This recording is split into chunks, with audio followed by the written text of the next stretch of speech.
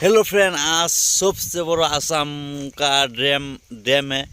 तो इधर से पानी बारिश का मौसम में पानी छोड़ देता है तो गुवाहाटी आसाम पूरा नौगांव डिस्ट्रिक्ट कामपुर इधर पूरा समुद्र बन जाता है। तो वो डैम का पास में आया हूँ। तो